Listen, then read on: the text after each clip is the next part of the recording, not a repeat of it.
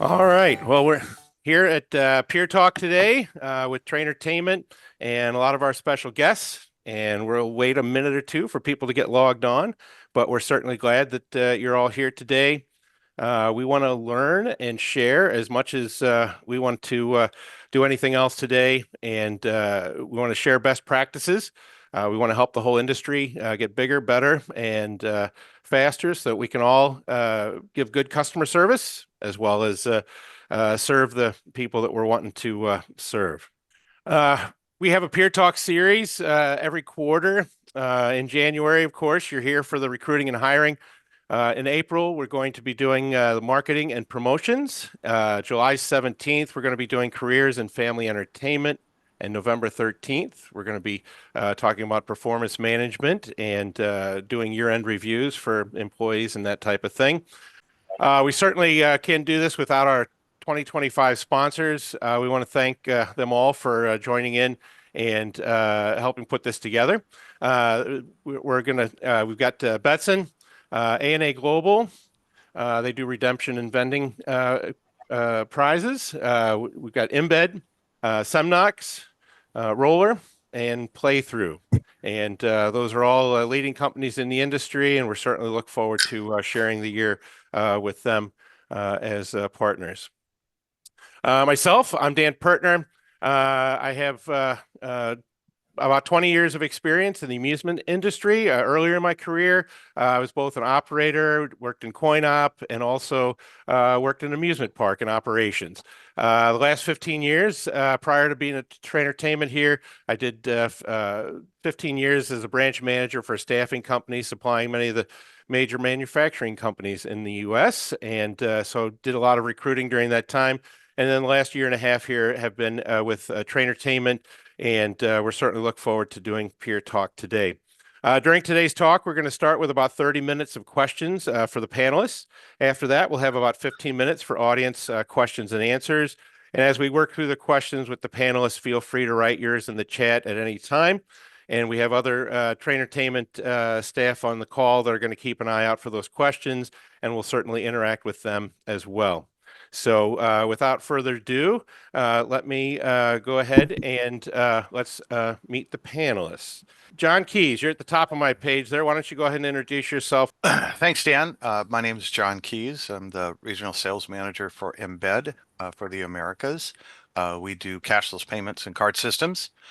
So really excited to be a sponsor again this year with Trainertainment. And really, as far as I always like to say, every time I come to any of these meetings, I gain something from it. So really excited about it. And I think Dan talks a lot about guest service, and I think we want to do that also, but we're also looking at how do you drive more money to your bottom line. I'm very excited to also have Stephanie Gaines here from Embed. She is the National Human Resources Manager. And when I saw the topic, it was like, okay, we need to bring somebody from HR involved. So I'm excited to have Stephanie rearrange your schedule and join and be a panelist also. Diane Willis, you're a recruiter that works with Trainertainment. Go ahead and introduce yourself. Sure. Hi, I'm Diana Willis. I live down here in the Dallas-Fort Worth area, pretty close to Beth and Sonia. It's a pleasure to meet all of y'all today. So a little bit about me. I am the owner and managing partner with American Search. It's a military and technical recruiting firm. I've been doing this for about 30 years. This year, actually, it's hard to believe. So yeah, we have found over the last several years, especially since COVID, and then answer any questions that you may have about what I do. So thank you, Dan. All right. And Elise from Roller. Hey, my name's Elise, and I do events and partnerships for Roller. I've known the Trainertainment crew for a long time, from past lives, even before Roller. We love being on these and getting to talk to different people in the industry and learn a lot ourselves. So just like John said, when we saw the subject, I figured I'd invite my pal from Roller, and it's Janine Butler, and she is our talent acquisition manager at Roller. And she's got a background with a lot of other tech companies and stuff, and is with us now close to a year or just out a year. Awesome. So I figured I'd bring her in and into the fold with the Traintertainment peeps today. So thanks for having us. We love being here. All right. Thanks, Janine, and thanks, Stephanie. Um, uh, Keith, with Playthrough, introduce yourself. Yeah, absolutely. I'm excited to be here. New sponsor, new partner with Traintertainment. So very excited for the opportunity. So I'm Keith Mooring. I'm the CEO of Playthrough. We have a online mini golf scoring system that Miniature Golf uses. It's a quick QR code scan, open up the scorecard on your phone, start entering scores, daily, weekly leaderboards. And just very excited, very newer into the space. So excited just for the opportunity and interested to see how the conversation goes. All right, good. And Amber from Betson. I'm Amber Lambert with Betson. I actually got my start building my own family entertainment center. I also used to work for a corporate-owned family entertainment center. So I have not only done the hiring, but I have also been recruited and hired. So I've been on both sides of the coin and can speak to all of that. So I'm happy to be here. All right, both sides of the coin, no pun intended, right? All right, Clint. Hey guys, my name's Clint Novak. I'm a first-time panelist here with Traintertainment, a new sponsor with A&A Global. A&A Global is a redemption company. We distribute redemption supplies for your counters, your merchandisers, all of that good stuff. And a lot of people are asking the question, what is it that Clint does for A&A Global? I'm not a salesperson. I'm always on the road going to new FECs. Last year, I visited 150 FECs. This is my first trip for the year. I'm literally in my car in the parking lot of Swing Around in Missouri, getting ready for a tour of their facility. And that's what I do. I run around and tour facilities. And if there's any wisdom that I can give to them or any help I can give to them to be better, that's what I do. All right, great. And Keitha. I'm Keitha. I work with Clint at A&A Global, so we won't rehash what he just said, but I've been in the industry 25 plus years and I've loved every minute of it. And it started at Dave & Buster's back when we had 2 locations. So I was with them through many years of growth and have had the opportunity to be on the buying side and on the selling side. And so I can offer that up, and we're just happy to be here and good to see some familiar faces and ready to meet some new. So here we go, 2025. All right, sounds good. And then Kevin from Semnox. Hi, my name is Kevin Coachman, and as Dan said, I'm with Semnox, brand new to Semnox, just 3 months. Prior to that, I spent 15 years with Main Event Entertainment. And before that, I spent 15 years with Applebee's doing international franchising. So yeah, glad to be with you all today. All right, welcome. And Janine, we didn't let you get to personal tell us a little bit about what you do. Yeah, definitely. Thank you. So I do partner with Elise. I'm also at Roller. I'm the talent acquisition manager here. I'm part of a team of 4. And I basically spend my day looking for top talent to join Roller in every capacity you can imagine. I got here, I've been here about a year now, but I have close to 10 years of recruiting experience, mainly within the tech industry. And prior to that, I was a school administrator. Okay, great. And then Stephanie, go ahead and introduce yourself there. Yeah, hi, my name is Stephanie Gaines. Thank you. I have been in human resources for about 20 years, from the betting industry to the SaaS industry, and most recently to the entertainment kind of out-of-home gaming industry with Embed. I've been here about 7.5 months and loving every moment of it. I do all aspects of human resources, from recruiting, hiring, performance management, with a specialty in people relations. So let's get rolling on recruiting and hiring. So it's kind of in that order, right? We have to find the people, we recruit first, and then we kind of hire them second. So I was going to start off with a couple of recruiting questions. And Diane, I was going to ask what are some of the challenges that you've found in recruiting for the amusement industry? the biggest challenge is just finding qualified candidates that have industry experience, and then talking to either owners or operation managers into looking at others outside of the industry. So for me, that's what it's Okay. been. All right. Well, that's great. And then Stephanie, what do you do to prepare a job description before you go out and look for a particular position? A lot of research, actually. Talk to the hiring manager, see what, the requirements are for what they're looking for. Talk to maybe their chief executive to see kind of what the outlook is and the career path for that person. And really kind of, hone in on those skills, and then really see what kind of technical skills, especially with what Embed does, really making sure that the right technical skills are required, and building that job description and kind of tweaking it as we go, so to speak. I mean, I guess things change and evolve quickly, so just kind of staying up to par with the requirements for that position. Okay. No, that's great. So do you prefer a short job description, or you prefer to get as much in there as possible, or do you have a public one as well as a local one? We use both. I would say the more detailed, the better. But I think the longer the job description is, what is when you lose candidates. But definitely being able to summarize and make it as short as possible, but be honest. I think people, when they go read a job description, they really want to know what they're going to do before they get onto that phone screen or that interview. And definitely just making sure that they understand the true scope and as less words as possible. Okay, sounds good. Janine, when you're out there recruiting, what are some of the ways that you communicate with the candidates? Yeah, so I communicate mainly through email, but I do find that people are less reluctant to use the phone. So if I am able to get your phone information, I will definitely reach out to you by phone. I think that makes me stand out as a recruiter. Additionally, I use my connections and folks within Roller. So if I look at somebody and I spot their profile through sourcing and I think they're a really good fit, I look at who they're connected to and I reach out to those people to get introductions. Okay, well, that's great. So, Kevin, you've been in the industry a long time. When you're looking for new hires, do you try and find people in the industry, or do you look for the skill set that's going to fill the job, or maybe a combination of both?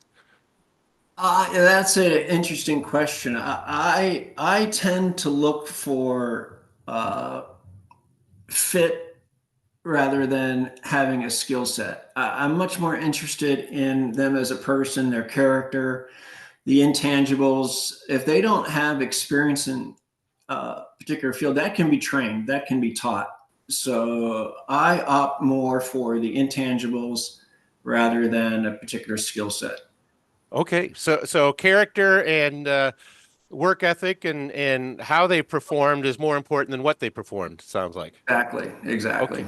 All right, that's cool. So Amber, when you were looking to fill positions in your business, what were the things that you look for most in people? I wanted somebody that would fit the culture, right? So I usually didn't make the decisions unanimously. I had my team help me make the decisions on who's going to join the team, because if you get one bad seed, they can really do a lot of damage. So culture was the biggest hiring. With the younger kids, looking at even what their parents do, because a lot of times fall far from the tree when it Okay. comes to work. Team interviewing, so that's interesting. So do you have the candidate talk to multiple employees, or do you kind of describe them to the team? No, they would actually meet with my employees. They would do like a quick, it was almost like a speed dating round before they made it to our audition. So my team all got a say in how they felt like that person would fit. Okay, sounds good. Elise, when you're trying to help fill positions, what do you think are some of the top things to be looking for in candidates? Yeah, I try to think of the personalities involved, and I also try to um, see through and make them feel really comfortable in an interview. I think a lot of times if you feel like it's not an interview, they'll be their true selves. So making someone feel super formal and asking them, questions that are kind of generic is not what's important. Like, know your non-negotiables. So like I do events. So whenever I hire people to work with me, I know that stress is a big part of events. So I always ask questions based around how do you cope with stress? If you're having a bad day, what do you do about it? Because if they don't have an answer that's realistic and they can't do it in the moment, then they're not going to be a great fit. So, going in, to your car and screaming really loud, that's fine. That's great. They have something to do. So that's a non-negotiable for me as somebody that can, handle a stressful situation. So know your non-negotiables and find creative ways to get honest answers from people and make sure people feel comfortable in an interview because you'll get more honesty from them that way. Okay, well, that's great. John, I know you talk to a lot of your customers. What are some of the traits and employees at your customers that you see that you would recommend for when you're hiring for the amusement and entertainment industries? I think a lot of it is depending on what you're hiring for. Obviously, if you're looking for a game technician, you want to have somebody who has a technical background. You can teach specifics, but you got to have kind of the basics that are there. I think a lot, especially if you're looking at finding team members, people that are interacting with the customers, with family, with kids. I think attitude is really important because you can teach them, let's say, the specifics, the processes that you're doing in an FEC. But I think you really want to make sure finding out, let's say if you're going to hire for parties, you want somebody who's really outgoing and can work with the kids and work with the families. If you're looking at somebody working at the front desk, you want that kind of that same idea. If somebody's maybe a little bit more subdued, maybe they're going to be work in a support role. So I think it's important to understand what you're looking for. And I really like what Amber brought up as far as having multiple people interview them.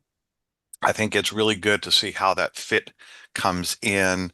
And it also lets the candidate know kind of what are they getting into. They can ask questions that maybe they wouldn't be asking me or the GM or the owner. Sure, sure. So, Clint, you self-admittedly see a lot of facilities.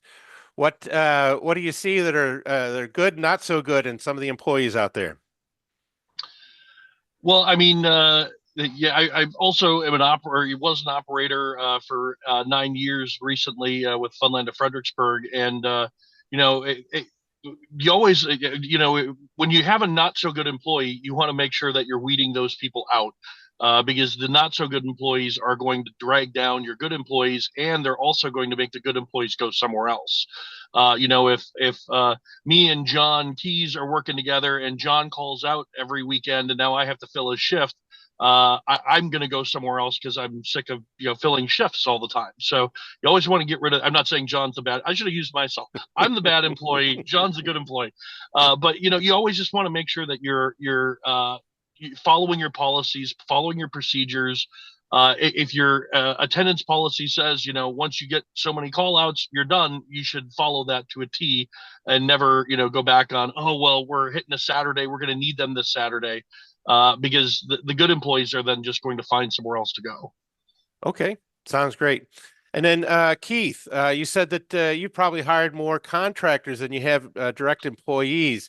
If you're an absentee owner, it's going to be very similar. If you're hiring somebody to work where you're not at, what are some of the key things that you look for in a contractor that's not going to be working at the facility you're at? Yeah, for us, it's much more on the the job you're being hired for. I need to see a proven track record of being able to do that job.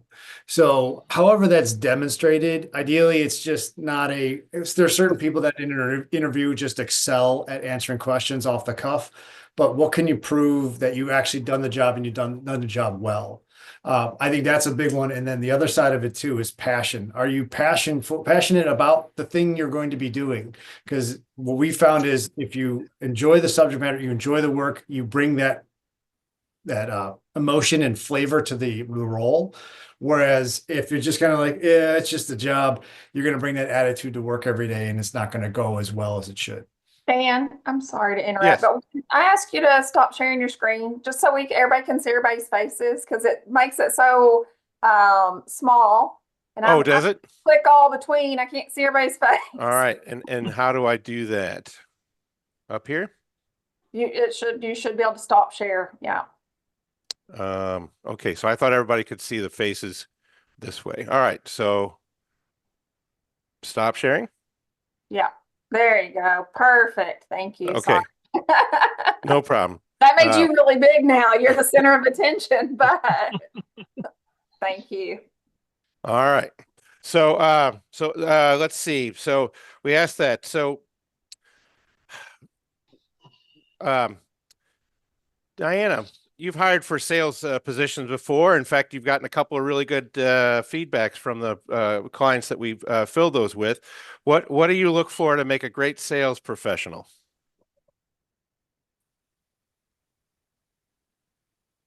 Oh, you're muted, Diana. I think she has some.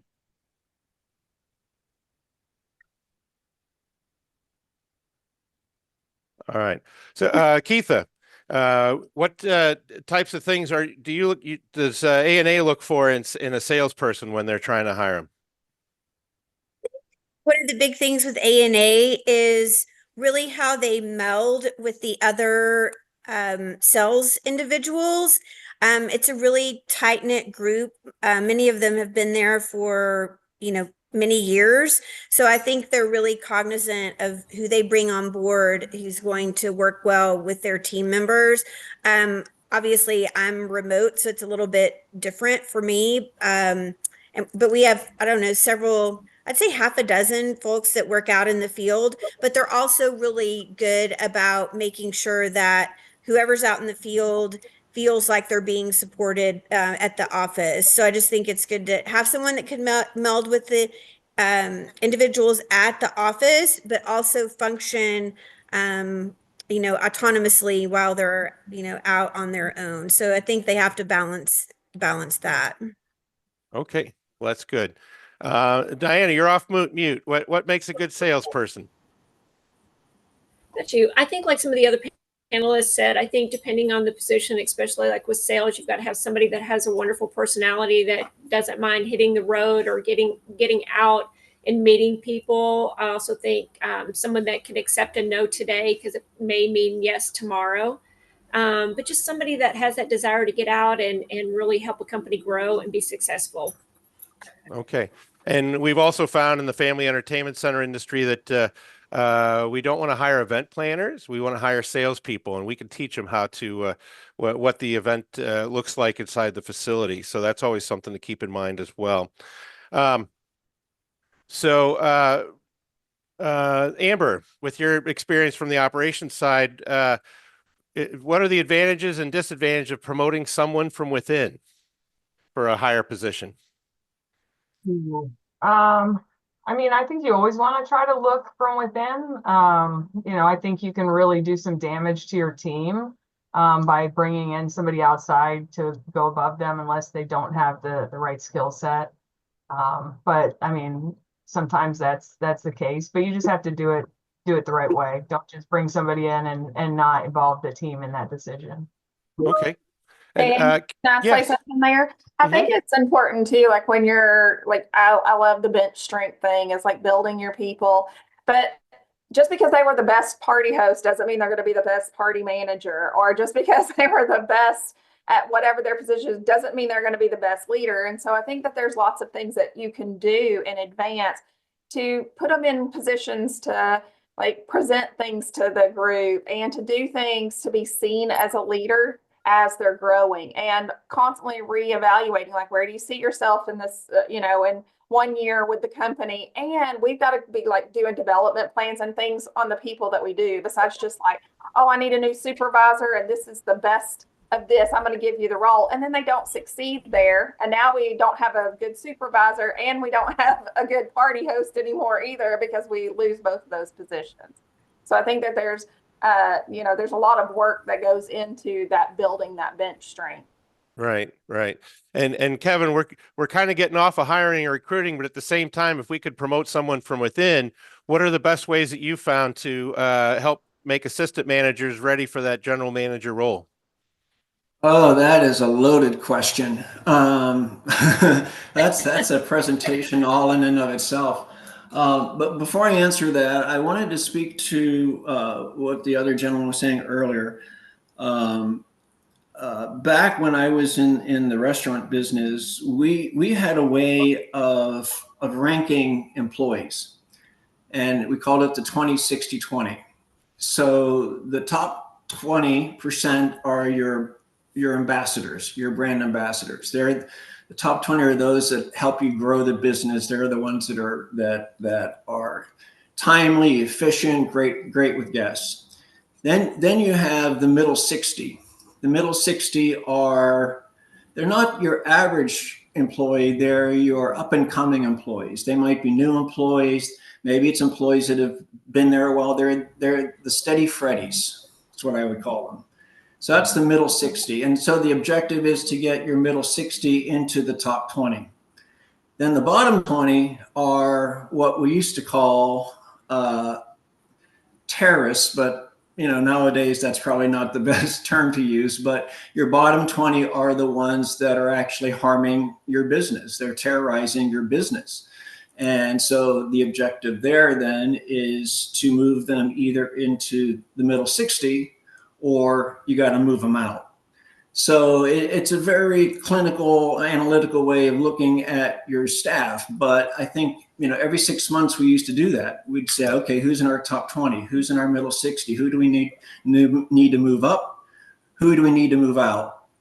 Because a lot of times we hold on to employees that we shouldn't hold on to.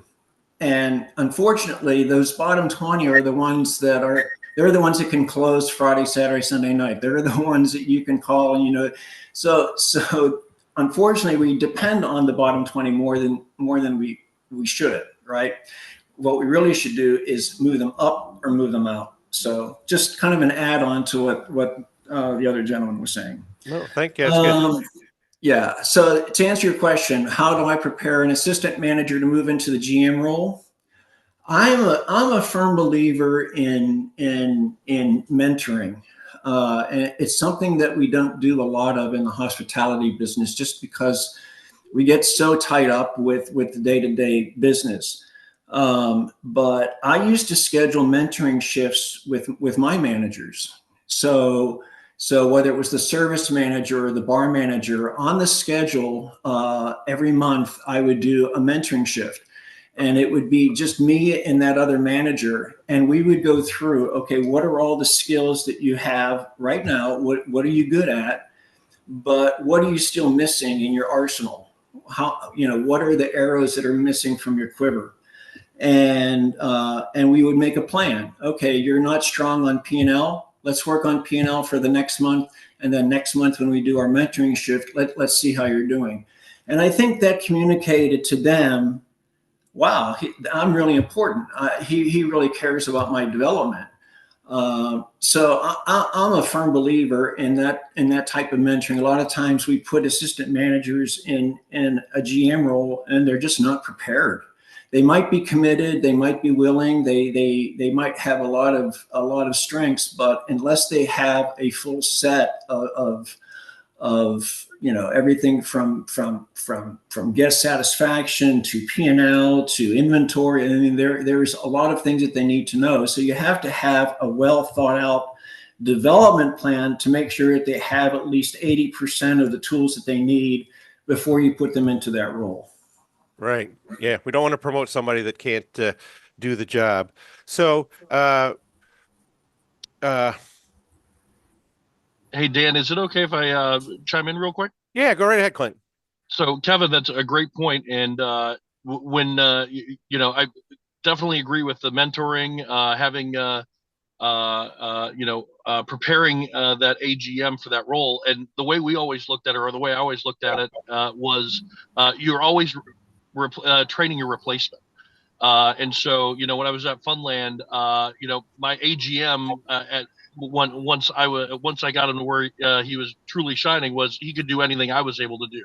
And we use that same thing with our managers as well. Always be training the person who's going to replace you, not because you think you're going out the door, but because in order to make that next step, you have to have somebody who's going to be able to come in and replace and do what you do. And so, I love that mentoring, having all of that, the process and system in place, for them to know what they have to do to get to that. Okay, sounds good. So I was going to do a rapid fire here. Think of what you would think is what do you think the most important question in a final interview would be? And we'll just kind of give everybody a shot at one, and then we'll kind of keep moving on. Keitha, what would you say is a good final, good important question? You have to come to me first. Okay, I can come back. Go ahead. You could do it. No, I know it. no, I would just say that they share something personal about their, life or something that's important to them. For me, if someone asked me that, I would say my dog, he's not even a dog. He's like my human four-legged friend or something, and I wouldn't be able to live without him. So I don't know, something on a personal note. Okay, Elise, what would you suggest? Um, I I think I usually try to tell them like I want them to feel comfortable to ask me a question in return. That's usually where I like to end it. Um, I always like to ask, I often will share something with them, like a question I would have asked myself. I would have asked my hiring manager when I was interviewing at Roller or wherever it was.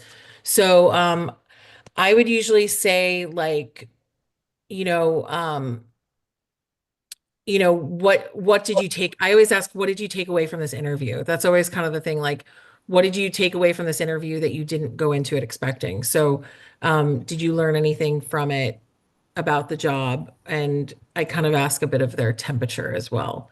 Because seeing somebody react genuinely or not to whether they're interested in the job is usually important. So I think a temperature check at the end is good. Okay, good. Stephanie, what do you think is a good final interview question? Actually, my last question is actually very much like Elise just mentioned. It's so what did you think of the interview? Do you have any questions? And then tell me your pulse on what are the pros and cons of what we talked about. Is there anything that makes you not interested in the position now? And then what makes you most excited? Kind of a recap, being able to answer any questions they have, and then kind of understand maybe what internally what they think about the position and if they're willing to move forward. Okay, that's good. Keith, what are one of the things you want to know about a person before you make a hiring decision? I mean, one of the questions we would ask is, what do they like about the opportunity? What do they like about, in our case, the product? And I'm not even so much interested in their answer as much as what are they willing, how confident are they in their opinions and bringing them to like truth to power type of a thing? And also just getting a sense of anything they're hesitant about with the role or with the job. And then essentially, can we quell any sort of concerns they have about taking the job if that's the candidate I do want for that role? Okay. Janine, what do you use as a good question in a final interview? I mean, my final question is always if they have questions, but I would say the last formal question I ask is what resonated with them about Roller's mission. We live and we lead by that. So I think it's really important that they deep dive into that and they understand that. So I kind of gauge their level of interest and the amount of research they've done on the company before through that question before our conversation. So. Okay. No, it's always good to have the vision, mission, and values injected into the interviewing process. Kevin, what's a good question during the final interview that you like to ask? Well, I'd say in terms of question, maybe I would ask, what do you bring to the table? What is the one thing that you bring to the table that would help our organization? But I would also add, I think it's important when you end the interview, I think the applicant should know exactly what the next steps are. So if the interview process is over, I think they should know that. If the interview is going to lead to a second interview, I think they should know that. I just think it's very, very important that when they leave that interview, they have a very clear understanding of what's going to happen next, as opposed to, well, I'll call you next week and let you know where we're at, or why don't you give us a call a couple weeks later? Sometimes we leave those interviews very open-ended, and I think that's probably not the best way. But I'd be interested to hear what other people think. Okay. Dan, I just spoke to a customer yesterday and they did like the audition process. And after it was over, of course, he gave everybody passes to come back for a future date, because those are future customers as well too, right? So I liked what Kevin was saying, is like treat them like humans, how you'd want to be treated. And it takes away that the nerves of like what's going to happen, what's not going to happen. I'd rather you just be honest with me than sitting at home going, oh, I thought it went well, but it didn't really go well. And so it's just like that kindness can go a long way. But I've heard organizations that like mail out stuff to them, you know, saying thank you for your time. Like, just let people know. I do think it's a respect thing back and forth, and it builds trust of your brand and of your company too. And even though I'm not the fit for that job, I'm going to tell other people about how kind you were about it, because lots of companies don't do that out there. Sure. Amber, what's a question that you always include in the final interview? Well, I think it depends on who you're interviewing and what position it is. I mean, the final question for a GM or for just a regular staff member are not going to be the same, but mostly I'm looking for passion. I want to see that they have passion for something. It doesn't necessarily have to, it could be for a book or a movie. So that's what I'm looking for, is what makes them excited and what makes them tick. Okay. John, what do you think is a good final question? Cheeseburgers or pizza? Which one do they prefer? No, well, and actually sometimes I do that just because, again, I like to, that does talk about a little bit about passion, about what they want to talk about. I also like to ask them, again, what do they feel the next step should be? Because it gives them an idea, gives me an idea of what they expected, how they think the interview went.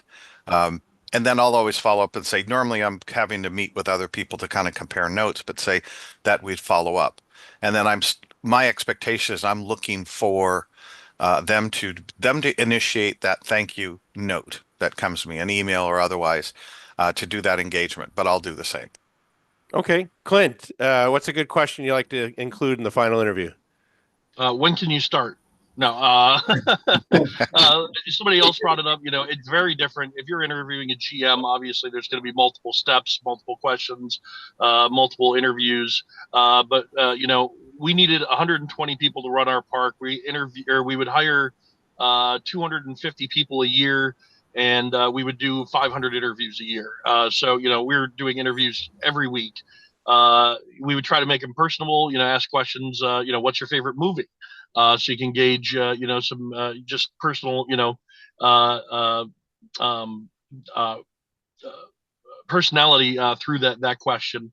But like Kevin said, when they left, they either knew they were hired or they knew that they had to reapply. So it's you know, there was no we'll call you back later. You know, if we were going to hire them, they go through the interview, then somebody else comes in and does their interview. So there's always two interviews, and it was always done by what you know Kevin would say the 20% of the highest 20% of our staff, because they're going to hire like-minded people to work with them. And so you know the managers, the best managers were always the hiring managers because they knew what they were looking for.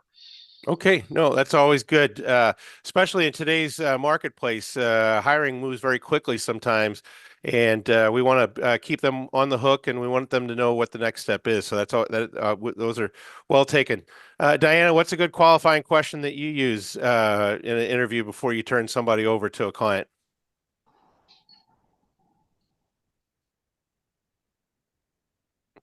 Oh, all right. Couldn't quite hear you there. So we're kind of getting to the point. Going to kind of turn it around and have our folks attending that to send in some questions, and Sonia will monitor them. Sonia, do you have any questions in the queue yet? Yeah, we have a couple. It says, what have been some hiring mistakes you've made, and what lessons did you take from those mistakes? So I'm sure a lot of the operators will have lots of great stories based around they thought they got the perfect person and then it ended up being a large mistake. Anybody want to, Clint? You unmuted yourself. You ready? I'm ready. I'm ready. In my later days at Funland, I was when you're the GM, you're everything. And so I was a social media guy. I was always trying to make our marketing the best it could be. But I also didn't have the time to do it. And so I really wanted to hire somebody young, somebody who knew social media well, who could just create content for us, $20 an hour to come in and do that. And I ended up hiring 3 different people. And every time I hired one, it would be like a great fit. But I didn't give them enough direction, I don't think. I would say, you tell me when you want to come in, create the content. We'll give you access to put it in and then show it to me, and then I'll post it. And very, very little would get done. And I believe it was because I wasn't giving them the direction. Hey, I need you to come in on Tuesday at 4 o'clock. I need you to do 3 TikToks, from 4 to 6. And here are the employees that you can use. I didn't give any of those kind of directions. I just thought they'd be able to come in and do it. And after the third person came and gone, I realized I wasn't doing it correctly. It might be me this time, not necessarily the person that I hired. I think that happens a lot too, where people hire somebody because they have the experience in that, but then how does that translate into your business? And so it's really important that we train them when they get there what our expectations are and what we need. Because if you're expecting somebody to come in and go like, oh, I'm your new social media person and I'm going to do it just like you want me to, but there's not that basis. So that's harder on us too, right? Like I get that. We hear that a lot. So that's. Sonia, I think one of my biggest mistakes was hanging on to people too long, so you got that poison person and just not pulling the plug and letting them go. And then when I did my group interviews, I always noticed that our first choice was never always the one that worked out for some reason. It's like quarterbacks in football, the first round draft picks aren't the stars usually. So just give yourself time to find that star. They're probably the second choice. All right, sounds good. Keith, you said you had to get going shortly. Any last words of wisdom you want to partake with us on recruiting and hiring? Yeah, I mean, in terms of mistakes, I may not specifically apply to this, but like we've had to hire some developer contractors to help out, and I didn't thoroughly vet their work before doing that, or even their ability to do what we were asking them to do. And so I've learned a couple very hard lessons in terms of just really putting people through the process. Make sure that they do know how to do exactly what they're being asked to do, and that they've got that track record of actually being able to perform and complete it. So I would say that was the biggest lesson that I've took away with the process. Okay. Elise, any suggestions on how to keep from making mistakes in hiring?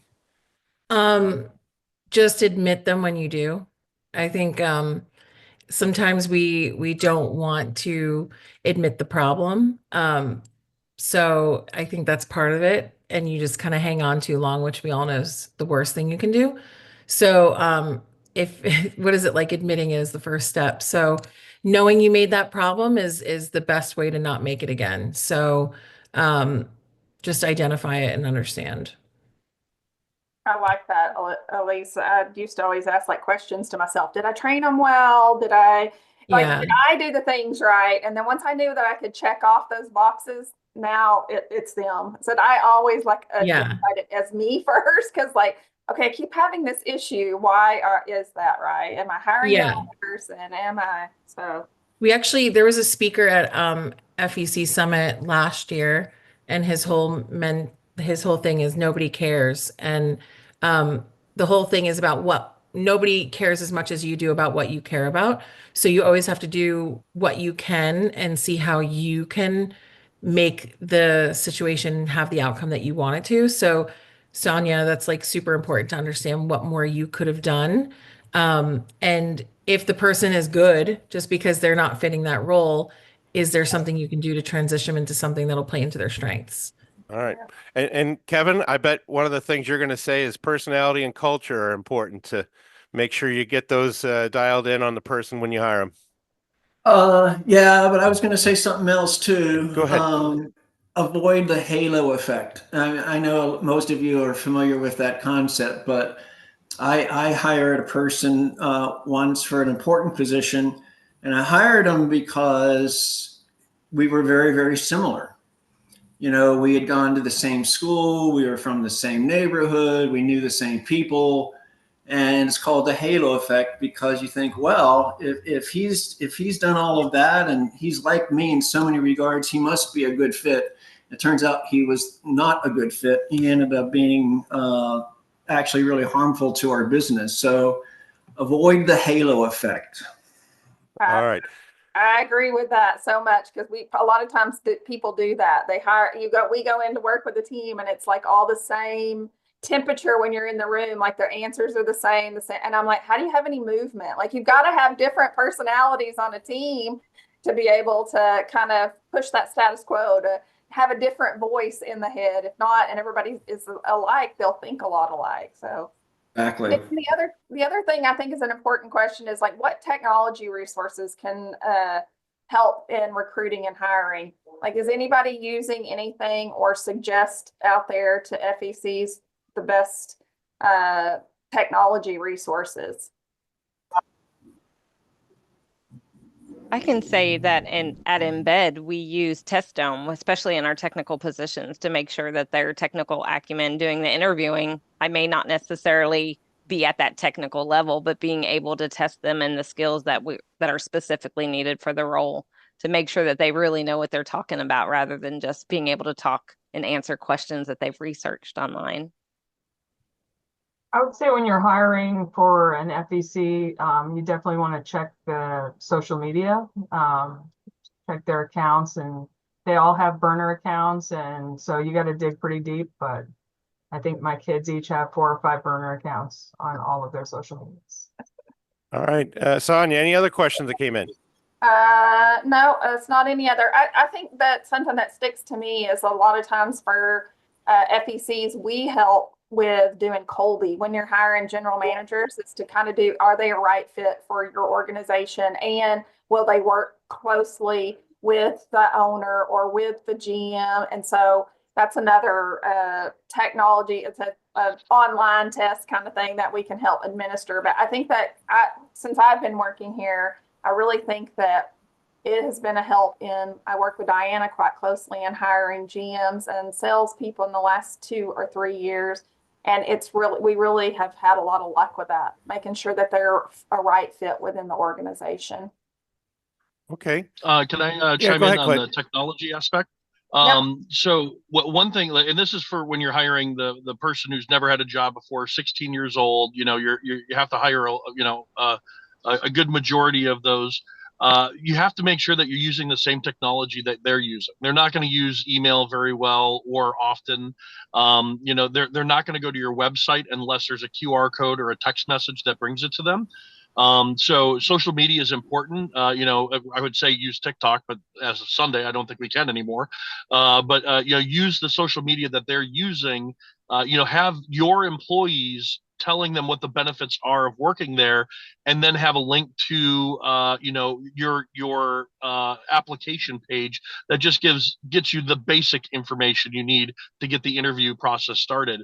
So that TikTok video with the link there, if there's posters around your facility, it's going to be a QR code. But you have to make sure that they're going to be able to mobilely do it on their phone to connect to you, because that's where they're going to be. Yes, even once you hire them, right? Being able to upload their documents there, do everything there, which makes your life easier on the end.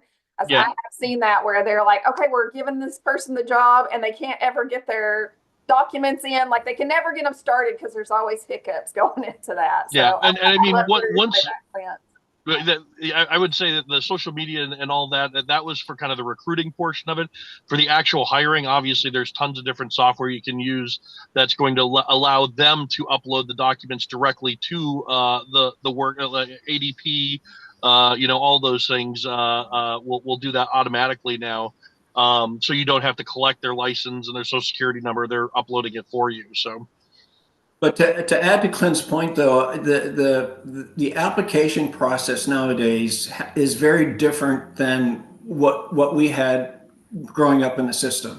So, it's almost to the point where the fewer the clicks, the better, right? Because they're not going to go onto a site that is, if they can't do it on their phone, they're probably not going to do it, right? So you have to use the technology, to Clint's point, that's working, and technology that makes it very, very easy for them to apply and then see where they are in the application process. It's just in this day and age, the fewer the clicks, the better. Yep, totally agree. And it's I've met operators that are very against it. They want them to come in and fill out the application and do the old-fashioned way. And they say they don't want the people who are not going to do that. But I disagree, because I think there's, it's the culture now. The culture is cell phones and social media, and those are the places where you're going to meet your best employees. I mean, the ones that are going to be have a great personality and energetic. You're not going to hire them because they didn't come in and fill out a sheet of paper. So it's like you can find those people in other ways. So. All right. Well, we're kind of getting close to the end of our hour, and I was going to have everybody give me a one sentence thing that you think is important, a nugget to give to our attendees today about hiring and recruiting. And I'm just going to go from the top right in my screen here. So, Stephanie, what's a good point? Sorry. I would definitely say that focusing on character, you can train somebody a lot of things, but you can't train somebody their character, and making sure they're coachable. I think those are some of the key aspects. Sounds good. Clint, last advice. Let's see here. Last advice.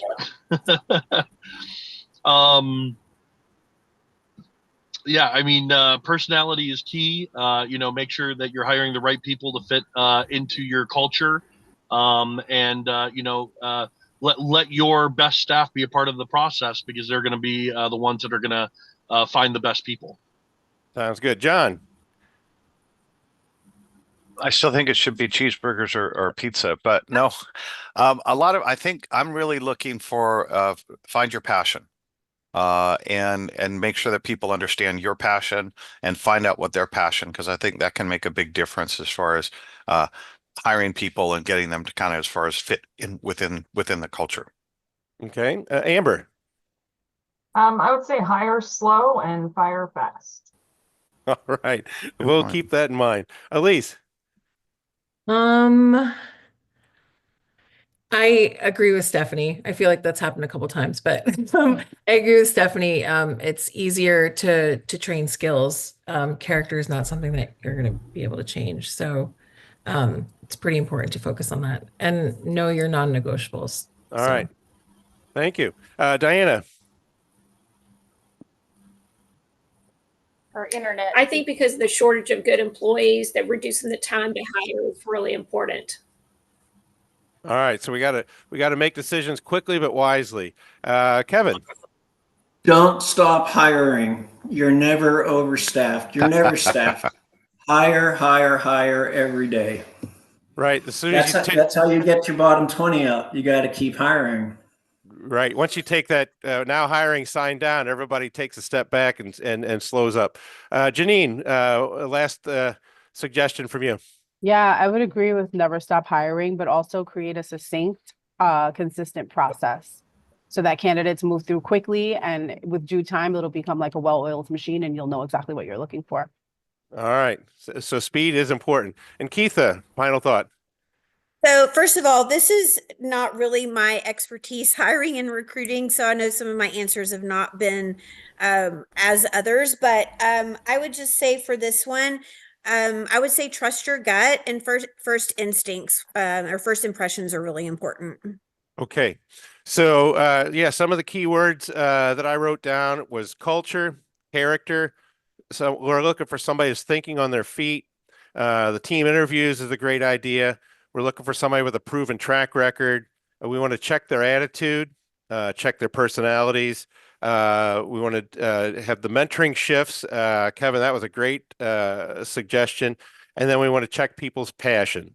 And I know one of our trainer folks, I am from outside world, and said that check and try and see if there's any crazy spouses as well. That's one other thing to look for. So let me go ahead and share my screen to kind of get us out of here. And while you're doing that, Dan, I want to say that just like what Kevin said, like you're always hiring. The sooner you can get in the FEC world, we hire a lot of young people that are moving on. If you hire the right people, they're going to get trained up. They're going to work there for a short amount of time, and they're going to go off into life. And instead of taking that as frustration, be excited about it. And I think the other thing is like you're always hiring superstars. You're always looking for those superstars. Sounds good. Well, we certainly appreciate everybody that attended our event today. And we do have peer talks coming up in April, July, and November. In the rest of the month, we have 8 webinars scheduled for 2025.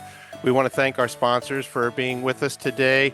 And so Betson, ANA Global, Embed, Semnox, Roller, and Playthrough. We want to thank you all for being panelists with us today. And we certainly appreciate the input and certainly look forward to partnering and working with you guys throughout the year. We want to thank you all for coming. We appreciate the time that you spent with us. And Sonia, I think we're just about out of time, aren't we? Yep, I think we're towards the end. I think if anybody has any questions for anybody that was on the panel, please feel free to reach out to one of us at Trainertainment, Sonia at trainertainment.net, and I'll get you connected with whoever it was on the call. Even if it's not your specialty, it's good to just talk about different thoughts from different people, right? Like how that connects with somebody. So yeah, I think that's it for the day. Sounds good. And to Clint's point, we got a QR code for people to find us on the internet and interact with us. So we appreciate your time. We appreciate everybody coming today. We look forward to you participating next time. Thanks.